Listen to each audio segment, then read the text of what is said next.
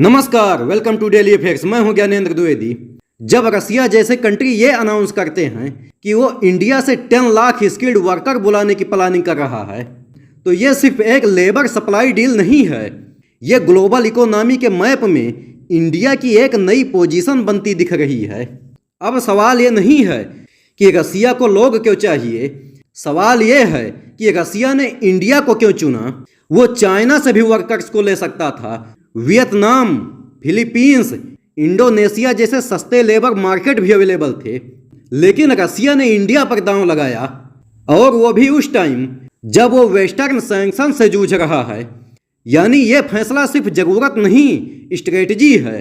रसिया को ये क्लियर हो गया है कि आज की वर्ल्ड ऑर्डर में अगर वेस्ट के प्रेशर को फेस करना है तो उसे उन कंट्रीज के साथ जाना होगा जिनके पास रिसोर्सेज भी हों, यंग पॉपुलेशन भी हो और टेक्निकल स्किल्स भी, और इंडिया इन तीनों में आज सबसे मजबूत है।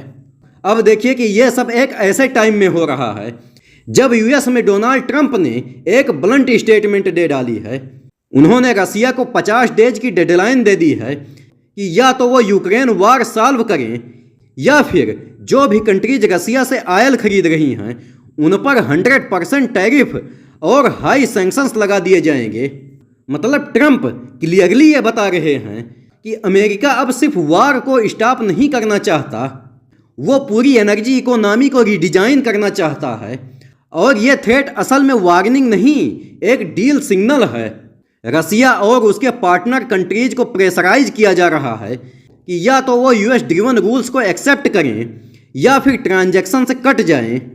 लेकिन इंटरेस्टिंग बात यह है कि जैसे ही ट्रंप ने यह स्टेटमेंट दी, रसियन स्टॉक मार्केट ऊपर चला गया। यानी मार्केट को समझ आ गया कि ट्रंप की यह डेडलाइन एक्चुअली डील की शुरुआत है। यूएस सिर्फ रसिया से नहीं, उसके ट्रेड पार्टनर से भी बार्गेनिंग कर रहा है, और आज उस पार्टनर में इंडिया की पोजीशन सबसे सॉलिड है। और यही इंडिया के लिए गेम बदलने का मौका है। क्या वो सिर्फ वर्क फोर्स एक्सपोर्टर बना रहेगा या फिर एक ऐसा स्ट्रेटेजिक प्लेयर बनेगा जो टैलेंट, टेक्नोलॉजी और पॉलिसी तीनों में अपना नैरेटिव सेट करेगा। और अब एक नज़र इंडिया की करंट पॉलिसी पर डालिए। गवर्नमेंट अब ग्लोबल कैपेबिलिटी सेंटर्स जीसीसीज को सिर्फ आउटसोर्सिंग हब नहीं रहने देना चाहती। अब ये प्लेटफॉर्म डिजिटल पॉलिसी, इनोवेशन और गवर्नेंस इंफ्रास्ट्रक्चर का हिस्सा बन रहे हैं। और इंडिया की सोच क्लियर है, हम सिर्फ सर्विस नहीं देंगे, हम डायरेक्शन भी देंगे। और इसी बीच यूएस की तरफ से जो latest remittance tax law draft आया है वो नोट करने लायक है। पहले यूएस में इंटरनेशनल रेमिटेंस पर 5% का टैक्स लगता था, लेकिन अब न्यू ड्राफ्ट में यह घटकर सिर्फ 1% कर दिया गया है, और वो भी सिर्फ कैश ट्रांसफर पर। बैंक और कार्ड बेस्ड ट्रांसफर का कोई टैक्स नहीं है। ये डायरेक्टली इंडिया जैसे कंट्रीज को बेनिफिट देगा जहां मिलियंस ऑफ लोग यूएस में काम कर रहे हैं और अरबों डॉलर इंडिया में भेज रहे हैं।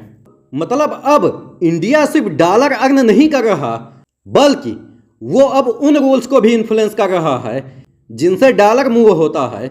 और ये तभी पॉसिबल है जब कोई कंट्री सिर्फ पॉपुलेशन पावर नहीं, पॉलिसी पावर बन चुकी हो। अब फिर से फोकस कीजिए, रसिया इंडिया से 10 लाख स्किल्ड वर्कर क्यों चाहता है?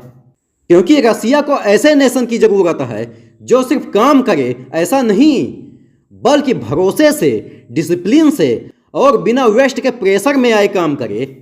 इंडिया वो नेशन है जो आज रसिया से ट्रेड भी कर रहा है, डिफेंस भी शेयर कर रहा है, और साथ ही यूएस और वेस्ट के साथ अपने नेशनल इंटरेस्ट को बैलेंस भी कर रहा है। आज इंडिया उस पोजीशन में आ चुका है जहां वो दो राइवल ब्लॉक्स के बीच न सिर्फ खेल रहा है बल्कि उनकी पॉलिटिक्स को भी शिफ्ट कर रहा है। इंडिया अब सिर्फ एक खिलाड़ी नहीं, वो उस पॉइंट पर पहुंच रहा है जहां वो खुद गेम के रूल्स डिफाइन कर सकता है। तो सवाल अब ये नहीं है कि वर्ल्ड इंडिया को एक्सेप्ट कर रहा है या नहीं, सवाल ये है कि क्या इंडिया इस एक्सेप्टेंस को इन्फ्लुएंस और डोमिनेंस में कन्वर्ट कर पाएगा। रसिया की स्किल्ड वर्क फोर्स डील हो, चाहे ट्रंप की जियोपॉलिटिकल थ्रेट हो, यूएस का रेमिटेंस लॉ हो या इंडिया का जीसीसी मॉडल, यह सारी चीजें मिलकर एक ही बात कह रही हैं कि इंडिया अब सिर्फ टैलेंट का सोर्स नहीं रहा, इंडिया पॉलिसी और पोजीशन दोनों तय करने की कैपेसिटी में है। और वीडियो के अंत में मैं आपसे एक क्वेश्चन पूछूंगा कि कौन सा देश कंगारुओं की भूमि के नाम से मशहूर है। ए पर है न्यूजीलैंड, बी दक्षिण अफ्रीका, सी ऑस्ट्रेलिया और डी अर्जेंटीना।